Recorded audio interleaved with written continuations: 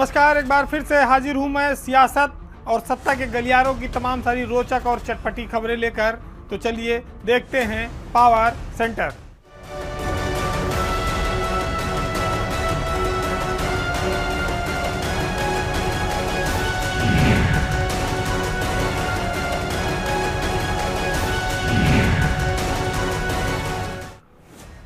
वो जब तक सेवा में रहे, उच्च पदों पर रहे। अगर सरकार के बाद किसी का सबसे ज़्यादा महत्व है तो आईएएस अफसरों का। पूरी उम्र नौकरी करने के बाद भी बहुत सारे अफसरों की इच्छा समाप्त नहीं होती।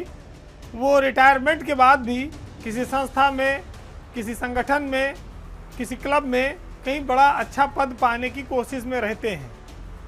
या आप यूँ कह सकते हैं कि अफसरों के रिटायरमेंट के बाद भी पद पाने की जो इच्छा है और जो क्रेज है वो ख़त्म नहीं होता है। और जब तक वो जीवित रहते हैं वो चाहते हैं तब तक कुर्सी पर काबिज रहें। जब वो सेवा में रहते हैं, कुर्सी पर रहते हैं, तब उनका खेल ऑफिस में चलता है। जब वो रिटायर हो जाते हैं तो उसके बाद फिर उनका खेल तमाम संस्थाओं में चलने लगता है। आप इसे उनके सोशल स्टेटस से भी जोड़कर देख सकते हैं। लेकिन लखनऊ का जो गोल्फ क्लब है, जो बहुत मशहूर है, उसमें जो हुआ वो अफसरों के स्टेटस को धक्का लगाता है, दाग लगाता है। लखनऊ गोल्फ क्लब में एजीएम की मीटिंग के दौरान अफसर, नेता, बड़े बड़े अधिकारी, व्यापारी आपस में भिड़ गए। गोल्फ क्लब प्रतिष्ठित क्लब है, इस पर कब्जे को लेकर बहुत ज़्यादा गहमा गहमी रहती है। चुनाव बड़ा कांटे का होता है और मुकुल सिंघल और उनकी टीम पिछला चुनाव जीती थी। मुकुल सिंघल उत्तर प्रदेश में राजस्व परिषद के चेयरमैन पद से रिटायर हुए हैं। वो और उनकी टीम एजीएम में तमाम सारे हिसाब किताब कर रही थी। लेकिन जहाँ पर पैसा होगा, जहाँ पर प्रभाव होगा, वहाँ विवाद तो होगा ही। मुख्यमंत्री आवास के बगल में शाम को बवाल शुरू हो गया, हंगामा हो गया, एक दूसरे को धक्का धुक्की शुरू हो गई। अफसरों की प्रतिष्ठा, क्लब की प्रतिष्ठा सब तार तार होने लगी।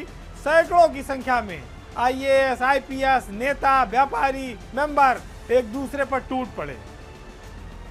जो दिग्गज कहे जाते थे एक जमाने में, वो सड़क छाप लोगों की तरह लड़ने लगे। क्योंकि ये जो क्लब है, यहाँ पर गोल्फ का खेल भी होता है, उसका मैदान है, लेकिन ये जंग के मैदान में तब्दील हुआ। और ये दर्शाता है कि रिटायरमेंट के बाद भी साहब लोगों की इच्छा खत्म नहीं होती। आनन फानन में पूरी कार्यकारिणी भंग हो गई। पूर्व डीजीपी जावेद अहमद को नया कार्यवाहक अध्यक्ष बनाया गया। सुभाष चंद्रा जो एडीजी हैं इस समय, उनको सेक्रेटरी बनाया गया और कहा गया कि अब ये कमेटी तय करेगी। लेकिन उसके बाद फिर आदर सेठ से लेके तमाम सारे और लोग निकल आए, जो हाई कोर्ट तक ये मामला जाता रहा। अब हाई कोर्ट ने जिलाधिकारी लखनऊ को भी फटकार लगाई और वहाँ पर अपने 2 जजों को ऑब्जर्वर बनाकर बैठा दिया है। अंतिम आदेश में गोल्फ क्लब के कई सारे कमरों को भी सील कर दिया गया है। आखिर इतना चमत्कारी क्या है इस गोल्फ क्लब में, और इसके लिए मारपीट से लेके इज्जत लुट जाने तक की नौबत है। मामला कोर्ट में भी पहुंच गया, जज साहब ने भी तुरंत संज्ञान लिया है। स्वास्थ्य को सुधारने के लिए, मन को बहलाने के लिए ये जगह बनाई गई थी। लेकिन जब से यहाँ पर पैसा आ गया, जब से यहाँ पर मेंबरशिप बढ़ गई, गोल्फ क्लब की मेंबरशिप लोग बताते हैं कि 10 लाख रुपया में मिलती है। तो स्वाभाविक है कि जहाँ 1000 अगर मेंबर होंगे तो आप सोचिए कितना रुपया हुआ।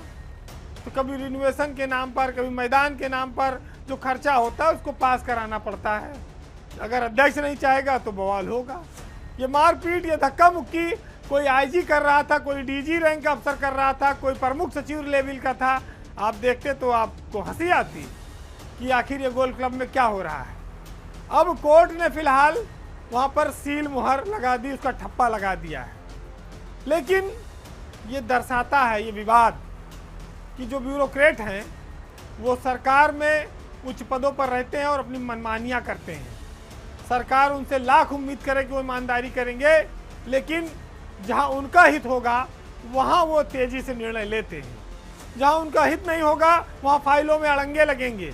और रिटायरमेंट के बाद भी तमाम सारे आईएएस अफसर विभिन्न संगठनों में जाकर यही काम करते हैं। जो नौकरी के दौरान गरिमा से निकल गया समय, अब गोल्फ क्लब में जाकर कई लोगों ने अपने कपड़े फड़वा लिए, उतरवा लिए।